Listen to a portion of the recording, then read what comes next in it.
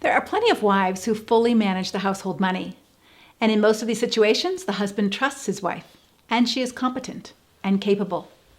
Some women defer to their husbands to take care of the bills and budgeting, but there is trust that decisions will be made with wisdom and responsibility, as well as mutuality. In some households, both spouses work full-time. In others, one person may work part-time, or they may decide one of them stays home with the children. Regardless, in a healthy marriage, both husband and wife are equal contributors and equal partners, whether it's through income, childcare, maintaining the home, cooking, and other necessary tasks and responsibilities. They mutually decide how they're going to divide these tasks and responsibilities.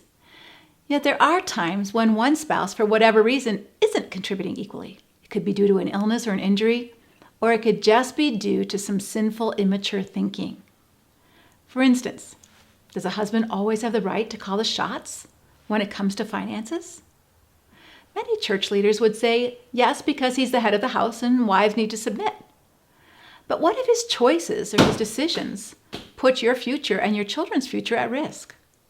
What if he has a history of being irresponsible or untrustworthy with money? Are you supposed to just ignore that in the name of submission? I don't think so. If you are a stay-at-home mom, does that mean your husband gets to sit on the couch all evening while you cook dinner, clean up, bathe the little ones, and take care of bedtime? The problem here is not an issue of submission and headship, but of partnership and mutuality and reciprocity. Galatians 6:5 says each one should carry their own load. A man who doesn't feel the need to carry his own load, yet believes he should still have all the adult privileges, has an entitlement problem. In his book, The Entitlement Cure, John Townsend writes, entitlement is the belief that I'm exempt from responsibility and I'm owed special treatment. When you live with an entitled man, it's easy to begin functioning as a parent. You begin enabling him to behave as one of the kids, and eventually become the scolding parent, resenting him because you're sick and tired of carrying the load for both you and him. To love him well in this situation means you have to stop enabling this entitled mindset. Loving him well is inviting him to grow up, and it's probably going to require some tough love.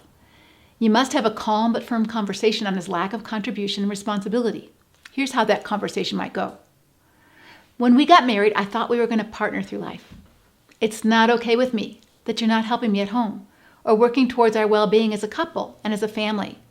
It seems to me that you believe that your time is your time to do whatever you want without having to take any responsibility to take care of our household or our finances or our children.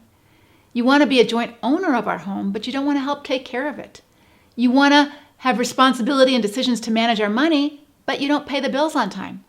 You don't work full-time to put some more money into our savings. That's not okay with me, and I'm growing to resent you, and it's impacting our marriage in a negative way. Is that what you want? I'm tired of feeling like your mother, either nagging you to do what you should be doing or picking up the pieces of what you've neglected to do so things don't fall apart.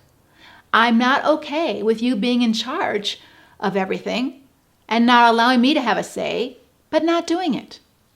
Now, I don't know if your husband will change and grow up, but if you want to get out of this cycle, it's vital that you change the part you've played in enabling this mindset to continue.